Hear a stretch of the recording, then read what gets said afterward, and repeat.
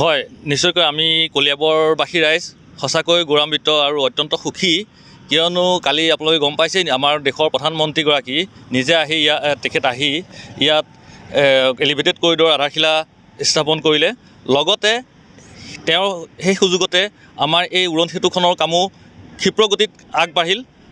আৰু আজি তাৰ বাবে আমি আপোনালোকে দেখিছে পৰীক্ষণমূলকভাৱে এই উৰণ সেতুখনৰ কাম আৰম্ভ কৰিছে। ইতিমধ্যে গাড়ী চলাচল কৰিছে। হয়, আমি ইতিমধ্যে যথেষ্ট 10 বছৰ প্ৰায় যদিও কষ্ট ভোগ কৰিলোঁ, কিন্তু এতিয়া আমি এই নিৰ্মাণ সম্পূৰ্ণ হৈ উঠাৰ বাবে আমি অত্যন্ত সুখী হৈছোঁ। আৰু তাৰ বাবে অসমৰ মুখ্যমন্ত্ৰী শ্ৰীযুত হিমন্ত বিশ্ব ডাঙৰীয়া দেৱলৈ ধন্যবাদ জ্ঞাপন কৰিছোঁ। তেখেতে ক্ষিপ্ৰতাৰে এই বিষয়টো বিবেচনা কৰাৰ বাবে আমি আন্তৰিক কৃতজ্ঞতা জ্ঞাপন কৰিছোঁ।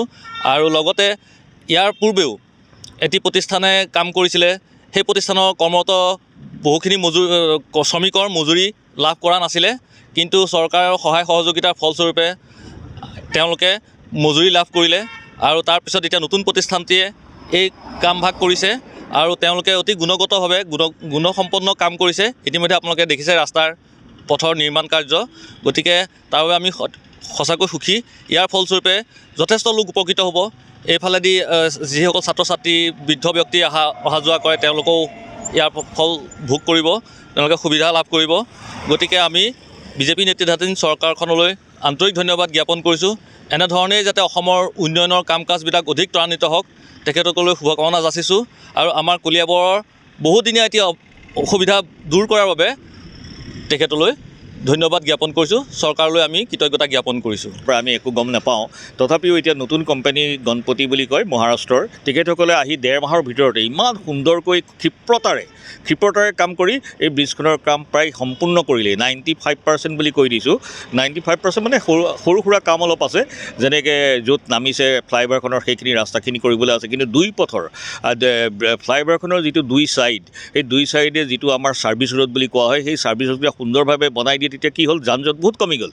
কাৰণ ছাৰ্ভিচ ৰোডেদি বিভিন্ন দিশৰ এতিয়া যোৰহাটৰ পৰা অহা গাড়ীবোৰ সিটো ছাইডেদি লেফ্ট হেণ্ড ছাইডেদি যিটো গুৱাহাটী তেজপুৰ যাব পৰা হৈ গ'ল। আকৌ তেজপুৰৰ পৰা অহা গাড়ীবোৰ এতিয়া ইটো ছাৰ্ভিচ ৰোডেদি আহিব পৰা হ'ল। গতিকে এনেধৰণৰ কামটো যদি আগতেও কৰিলেহেঁতেন খুব ভাল হ'লহেঁতেন। কিন্তু যিয়েই নহওক, অৱশেষত কলিয়াবৰৰ উৰণ সেতুখনৰ কাম সম্পূৰ্ণ হৈছেই। আৰু হয়তো এসপ্তাহ 10 দিনৰ পিছত এইটো মুকলি কৰিব। কিন্তু মুকলি কৰাৰ কথা আছিলে, কিন্তু অলপ সাময়িক কাম থকাৰ কাৰণে এইখিনি কৰা নাই। কিন্তু অৱশেষত আমি কলিয়াবৰবাসীৰ লগতে আমি সকলোৱেই উৎসাহিত হৈছোঁ আৰু আমি চৰকাৰক ধন্যবাদ জনাইছোঁ, কোম্পানীকো ধন্যবাদ জনাইছোঁ যে অৱশেষত এই কলিয়াবৰৰ উৰণ সেতুখনৰ কাম সম্পূৰ্ণ হ'ল।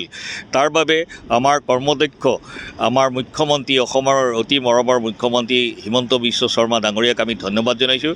লগতে আমাৰ স্থানীয় কেশৱ মহন্ত, তেখেত আমাৰ স্থানীয় বিধায়ক আৰু তথা আমাৰ মন্ত্ৰীও হয় কেবিনেটৰ, তেখেতকো আমি ধন্যবাদ জনাইছোঁ।